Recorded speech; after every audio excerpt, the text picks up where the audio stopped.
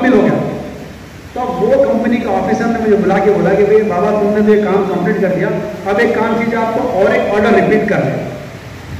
मतलब जितना मुझे 20% मिला था उतना फिर और रिपीट। क्यों? वो तो पहले वाला L1 L2 वो ऑर्डर नहीं सप्लाई करे वो लोग अभी तक स्टार्ट ही नहीं हुआ उनका काम। तो काम में जो है ना, एक तो क्या है, फेल हुए हम, पहली बार फेल हुए, दूसरी बार फेल हुए, हमको तजुर्बा हो गया हम कहाँ फेल हुए। जब हम उससे सीखे ये कि हम जो फेल हो रहे हैं उसको ठीक करना है, जब हम ठीक करके उसको काम दिए तो हमारे उसके बाद से अब तक 10 के 10 काम हमारे पूरे पास, वो पास हो गए और साथ में हमको 20% और काम मिला। तो और भी हमारा हिसाब ये है, हमसे अल्लाह से ये दुआ है कि जब हम ये 20% जब हम काम मुकम्मल करेंगे तो शायद हमको 50% और मिलेगा और हमको 100% काम हमको मिलने की उम्मीद है। तो ये काम का एक तरीका है कि आप काम को बिल्कुल दिलजोई से, ईमानदारी से और क्वालिटी से, सामने वाला क्या चाह रहा वो देखिए। आप क्या चाह रहे वो जरूरी नहीं है, सामने वाले का दिमाग पढ़ना है कि सामने वाला क्या चाह रहा है। आप कस्टमर, इंग्लिश में एक वर्ड है कस्टमर इज गॉड, कस्टमर खुदा है, लेकिन हम ऐसा नहीं बोलते। लेकिन कस्टमर को ऐसा रुतबा देना है कि उसकी जहन में जो बात है उसकी बात को फुलफिल करना उसको। जब हम फुलफिल करेंगे तो वो सेटिस्फाई होगा तो हमारा ये काम चलेगा और आइंदा हमारे लिए काम के दरवाजे खुलेंगे। रिज़्क़ देने वाला अल्लाह ताला है, लेकिन असबाब हम लोगों से लेना है, तो असबाब हमको लोग मुहैया करेंगे, रिज़्क़ देने वाला। तो मेरी तरफ से आप निज़ामाबाद वालों को ये मैसेज है, वैसे निज़ामाबाद काफ़ी बड़ा और मशहूर है हर मामले में, तो आप लोग डेडिकेटेडली काम कीजिए, ईमानदारी से काम कीजिए और सामने वाले की जहन के हिसाब से उसको जो रिक्वायरमेंट है, उसकी जो ज़रूरत है, उसका जो पैरामीटर है, उसको जो चाहिए वो हिसाब से आप उसको काम कीजिए। तो बिज़नेस में आप सक्सेस रहेंगे। जब बिज़नेस में सक्सेस रहेंगे तो अल्हम्दुलिल्लाह खाली पेट काम नहीं हो सकता। तो एक हदीस भी मैंने सुना था कि मुफलिसी कुफ्र तक पहुंचा दे,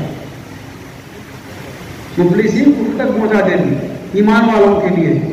तो हम ईमान वाले हैं तो हम मेहनत करेंगे, उस मुफलिसी को दूर करेंगे हम इंशाअल्लाह। वाक़ई दावाना अल्हम्दुलिल्लाह। मोहतरम जमात इस्लामी के ज़िम्मेदारान और काबिल-ए-एहतराम जनाब यूसुफ अली साहब, रिफा चामारा कामर, स्टेट तेलंगाना के प्रेसिडेंट और मोहतरम अजीज़ सामाईन, अस्सलामु अलैकुम वरहमतुल्लाहि।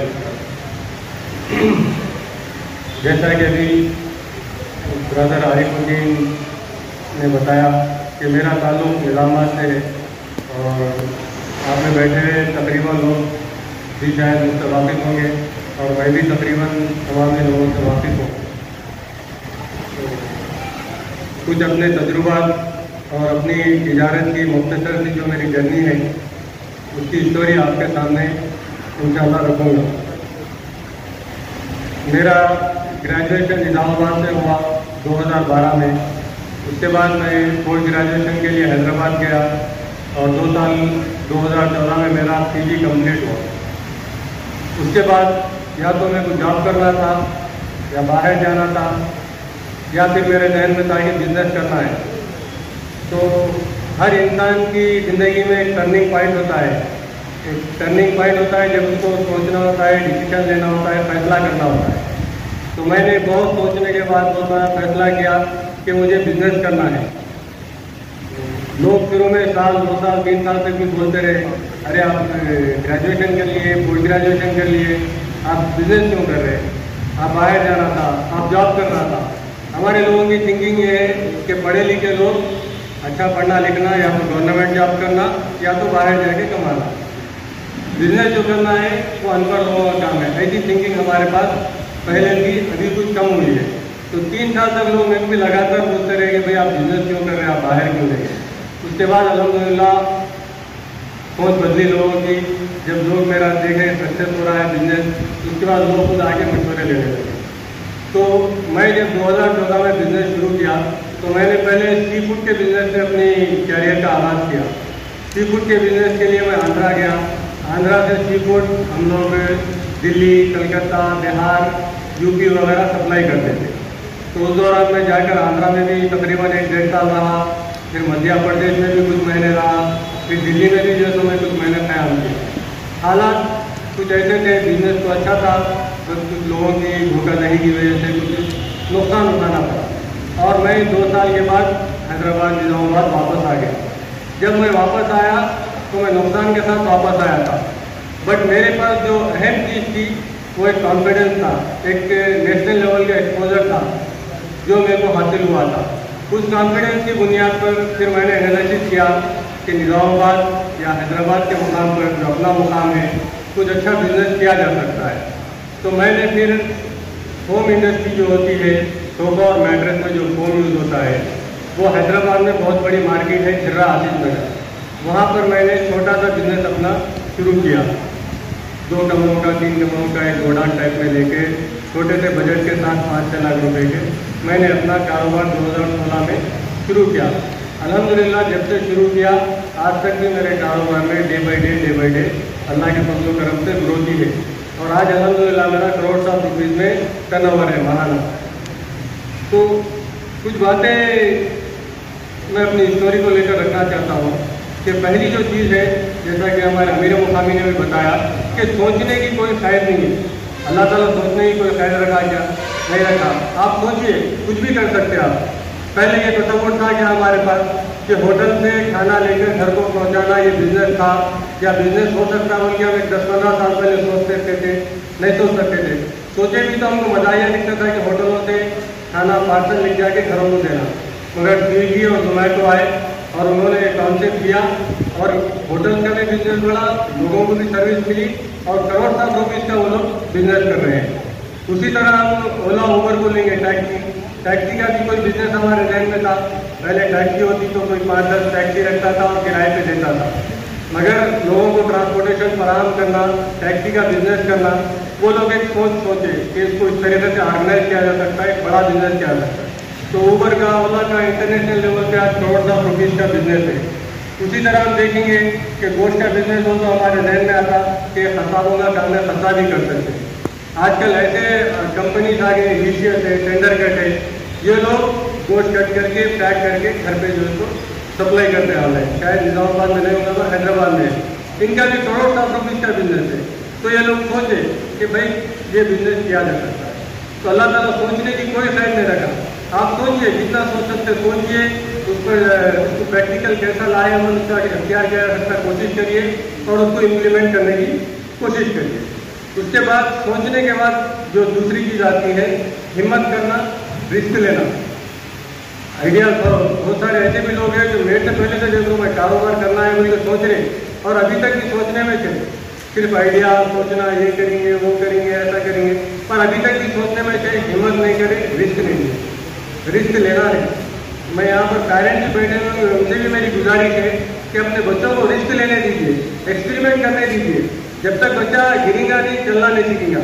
जब तक बच्चा गिरेगा नहीं, साइकिल नहीं चलेगा, गाड़ी नहीं चलेगा। तो छोटा मोटा ही एक्सपेरिमेंट क्यों नहीं होता, ज़्यादा बड़ा मत कीजिए, पर अपने बच्चों को रिस्क लेने दीजिए। मालूम है कि वो गलती करेगा, वो नुकसान करेगा, आपका थोड़ा नुकसान होगा, उसका थोड़ा नुकसान होगा, पर जब नुकसान होगा, जब वो गिरेगा, जब भी जो है तो सीखेगा। गिरते हैं मैदान जंग में शहसवार, वो दुबली क्या गिरे तो घुटनों के बल चले। घोड़े पे चलने वाला, शहसवारी करने वाला तो गिरेगा, घुटनों के बल चलने वाला थोड़ा ही गिरेगा। तो जब हिम्मत करके कारोबार में उतरेंगे, आप रिस्क लेंगे, बराबर आप नुकसान उठाएंगे, उसके बाद आप सीखेंगे। स्टैंडर्ड जो एक्सपर्ट कहते हैं कि कोई भी कारोबार को सक्सेस होने के लिए कम से कम एक एवरेज पीरियड 2 साल का देना चाहिए। 2 साल आपको उसमें मेहनत करना चाहिए। मेरे हिसाब से निज़ामाबाद की जो पॉपुलेशन है, निज़ामाबाद का जो स्कोप है, यहाँ पर तो टाइम पीरियड और ज़्यादा होता है।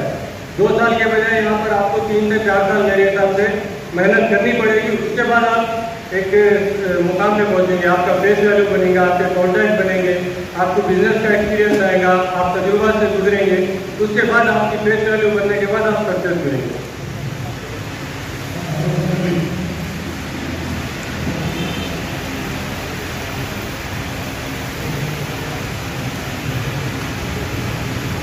और एक चीज़ जो हमारे पास सबसे बड़ी बुनियाद है वो मुस्लिम ताजिरों के पास, वो हमारी अखलाकी बुनियाद है, इस्लामी बुनियाद है।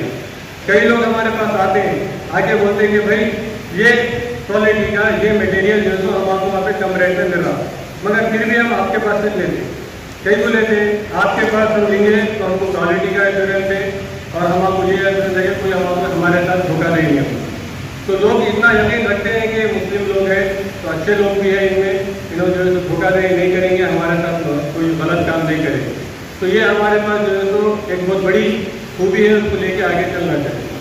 और एक चीज़ कारोबार के तहत अल्लाह के रसूल सल्लल्लाहु अलैहि वसल्लम ने फरमाया, मेरा नज़रिया से मैं सोचा कि ताकत सभी मुसलमान अल्लाह ताला को ज़्यादा पसंद है कमज़ोर मुसलमान से। तो हमारे जहन में यह आता है कि सभी मुसलमान मतलब सेहतमंद पहलवान हो सकता है, वो भी है इसमें, बट मेरे नज़रिए के अतबार से जो माशी तौर पर स्ट्रांग हो, जिसका समाज में ज़्यादा असर रसूख हो, वो ताकतवर है। वो मुसलमान भी अल्लाह ताला को ज़्यादा पसंद आएगा जो माशी तौर पर मुस्तहकम होकर और समाजी असर रसूख रखकर इस्लाम की मदद करेगा, मुसलमानों की मदद करेगा, ज़्यादा से ज़्यादा इंसाफ करेगा। तो हमको माशी एतबार से भी सभी मुस्लिम बनना है। तो यही मेरी तमाम नौजवानों से गुजारिश है कि बस रिस्क लीजिए, हिम्मत करिए, मैदान में उतरिए। जब आप पानी में उतरेंगे, डुबकियाँ खाएंगे, जब भी आप तैरना सीखेंगे, दूर तक खाएंगे, प्रैक्टिस कितना भी जो है तो ऐसा हाथ मारना है वैसा हाथ मारना है, जब तक आप नहीं सीख सकते। जब आप प्रैक्टिकल मैदान में उतरेंगे, आप सीखेंगे। आप एक बार नहीं, 2 बार फेल होंगे, 3 बार फेल होंगे, उसके बाद तो इंशाल्लाह आप सक्सेस होंगे। अल्लाह ताला बहुत बड़ी दुनिया रखा, आप एक चीज़ में सक्सेस नहीं हुए, दूसरे में होते, दूसरे में नहीं हुए, तीसरे में एनालिसिस भी करना है हमें। जैसा अब्दुर्रहमान बिन औफ रज़ियल्लाहु ताला से आता है कि पहले वो दूध दही के कारोबार से अपना कारोबार शुरू किए, कारोबार चल रहा था देखे, फिर एनालिसिस किए कि ये कारोबार तो मेरा चल रहा, ये कारोबार अच्छा है, बट इसमें थोड़ा मार्जिन मुनाफा कम है, तो ज़्यादा मुनाफे का क्या कारोबार है।